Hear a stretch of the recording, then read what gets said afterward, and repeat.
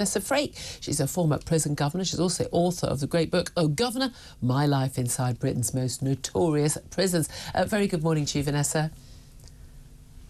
Good morning. Can you hear us? I think you might be on mute or you can't hear us. I'm not quite sure what's going on. No, I can hear you loud. Great, we've got you there. Lovely, jubbly. Now, look, big story today. Angela Rayner, the Housing Secretary, she's going to be forcing through plans for new prisons. They are across Britain, various different counties, Lancashire, Leicestershire, Buckinghamshire, Yorkshire. There have been objections for years to some of these plans from local people. And we just heard Mike, actually, on the phone talking about one in Lancashire, and basically it's going to sort of double the number of prisoners who are there, and it's going to have a massive impact on local roads, for instance. But do we need to build more prisons, and if so, where should they go? Well, that's the $64,000 question, Ain't isn't it it? just? I mean, I don't have any idea where we should build prisons. I'm sure the government have pretty much sorted that out, and they'll have looked at impacts on local communities. I understand your previous callers' concerns about the prison and traffic on the road, etc. But like it could be a new estate that would have the same effect. I live in a small village. We've just had a huge new estate built. Everybody objected to it because of the traffic concerns, and actually there are no traffic concerns once all the building was done. I think we've got to look at where we are with our. Nobody's ever going to be happy having a prison next door to them. Well, that's the thing, isn't it? But they've got to go somewhere, and they can't go completely in the middle of nowhere because you need to have staff. You need to have cleaners, prison governors, and the like. The government has said, look, we need to build them, and they said, they're going to push them through. We are looking at 14,000 new places coming on stream, but prisons are still going to run out of space in a few years' time, because we kind of, as Benedict actually was pointing out earlier, we kind of just build just to the next level of capacity of what we think we need. We never sort of oversupply. Prisons are very expensive to build obviously for the security reasons. But I mean, there's a very strong message coming out of this government that prison isn't the answer, and apart from people who are physical danger to people, they're rather of the view that we should have more community sentencing. Would you agree with that as a former prison governor yourself? I do believe that. I think that they're, jailing a drug dealer or a drug addict for shoplifting to feed his habit. We're putting him in a place where drugs are rife at the moment, unfortunately. Yeah, we could solve the other end of that. I've always thought, there are loads of drugs in prison. If we can't stop drugs in prison, we may as well just not bother and give up completely. Well, you have to look at the infrastructure of our prisons and how it's been left. We have a lot of old Victorian prisons that are no longer fit for purpose. And I think that, they can't cope with the modern technology that people use to get drugs into jail these days. We have poorly trained, inexperienced staff, young staff, and I'm not being ageist there. You can apply to join the job on your 17th birthday and start on your 18th birthday. Yeah. And we know staff are often the people bringing the drugs in. Absolutely. And, it's all very well building all these prison places, but they need staffing. Staffing, the retention rates of prison staff are dreadful. So I think the last year it was 13% of staff left the prison service. So, there are lots of areas that need to be looked at, and building new prisons is just one part of it. But I think, with the sentencing review that's going on, I think some serious questions will have to be asked about, why are we just building more and more prisons? What are we doing about crime in general? Well, we don't do very much of any use with people when they are behind bars. No. I mean, in terms of, people locked behind bars in prison cell for 23 hours a day playing a Game Boy is no use to anybody. They're not being taught new skills. They're not getting rehabilitated. They're not getting off drugs. They're getting addicted to drugs. I mean, if I was locked up 23 hours a day, I'd be doing drugs too. It would be a completely rational decision.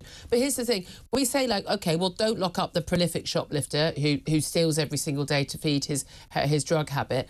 OK, so then we put him on a community sentence.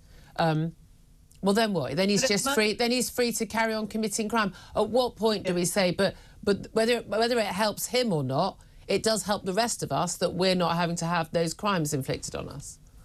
Yes, I understand that, but I think we need to look at our community sentencing. You know, rubbing a bit of graffiti off a wall is hardly likely to stop somebody reoffending. No, but it's quite useful to the rest of us.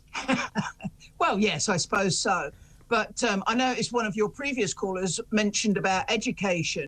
Now, when I was at Scrubs, we used to go into local schools and talk to school kids about prison and crime and the effects it had on people, etc., etc. Of course, all that's stopped now. Yeah. But it's about education and catching people early, I think, would help. But certainly the community sentences that are handed out, you know, at the moment are not fit for purpose. You know, quite often many hours of community service are just written off, which is not acceptable in any. It needs to be serious. What sort of community service would work then? Because at the end of the day, if someone is still a heroin addict and they can't afford, or even just, you know, any kind of drug addict, and they can't afford their drugs because they haven't got a job, because they've got a criminal record and they're a drug addict, they're going to have to get the money from somewhere. So unless we just provide their drugs to them for free, they're going to have to get the money from somewhere. So what community sentence is going to stop them stealing from that period? Unless they're locked up in rehab. And actually, rehab has an incredibly low success rate.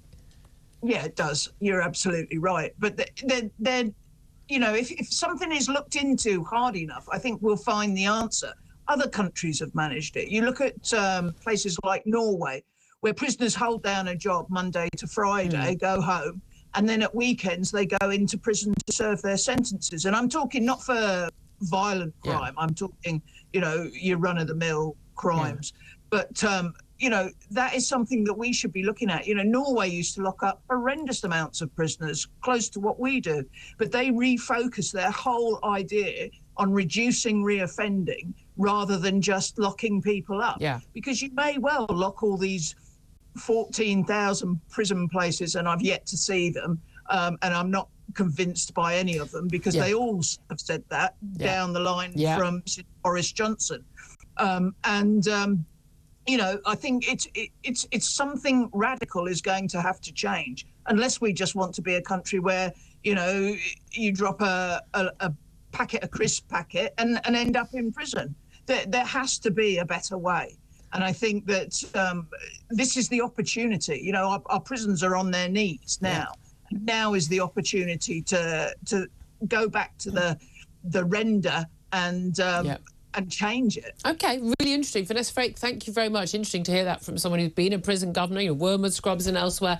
You know, wasn't sort of someone bleeding heart liberal going, oh, prisons are bad, prisons are bad. But Benedict Spence, I've been favourable of that. We know actually what Norway's done has had a massive impact on reoffending. And actually we know a lot of the people behind bars, they've been failed by family, failed by social care, failed by schools. They are addicts, they're illiterate, you know, they've made some very poor choices, but they've only really had poor choices offered to them, a lot of them. That doesn't mean they shouldn't be punished for crimes. I'm very big, you know, that deterrence and punishment is important and protecting people, but we don't do much to sort of steer people away from that. My worry would be if we did the alternative to prison, which is the same thing as like community care for mentally ill people, take them out those big Victorian mental hospitals, but actually we didn't provide any alternative, and people were just left to rot in communities and to kill people, as we've discovered since. Yeah, what happened with mental health in this country is appalling, and actually we were much better off under the old system. And that we were, and so were they. Actually, they were safer as well. But I think this is exactly what would happen. I agree, and I think it's very foolish actually also to try to compare it to Norway or any other Nordic countries. I don't know if you've been or spent very much time there. They're actually very different to how we are. They're very insular, they're very community oriented, everybody knows everybody. So that sort of approach can work there. It just can't if you're sort of, you know, plopped down in the centre of Greater Manchester or something like that. And I think that that's very pie in the sky. I do think that we need a much better, more cohesive approach to rehabilitation. But the thing that actually people don't want to talk about that is not just the money, how much time it takes. And often that outweighs the sentence that is passed down, is what you need to get off drugs, get clean, learn new trades. It takes a really long time for somebody to turn their life around. And actually there's really very little evidence to say rehab, I think, has got something like 2 or 3% success rate, even the top clinics with people who've got lots to live for and lots of alternatives. Very few of them actually end up getting clean, which is a bit of a giveaway. What are the odds that someone, you know, living in a hostel with all the alternatives, you know, of You'd what... think being locked up in a prison would be easier to get them off drugs, and yet somehow it seems to be easier than ever to no, get if I was locked up 23 hours a day, I'd be a heroin addict.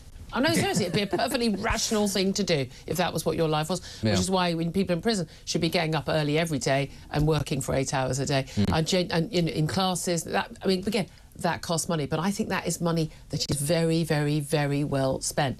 Sometimes, when you talk about, often they talk about public spending, talk about investment. No, that actually would be an investment, and it does cost money, but it is going to be worth it. But we won't never do it, and if we did try and do it, we wouldn't do it properly because, that's Britain now. Outsource it to G4S and it just, just be a absolutely. disaster. Just let them deliver all out the on wrong the streets. teacher to the wrong place. Yeah, exactly.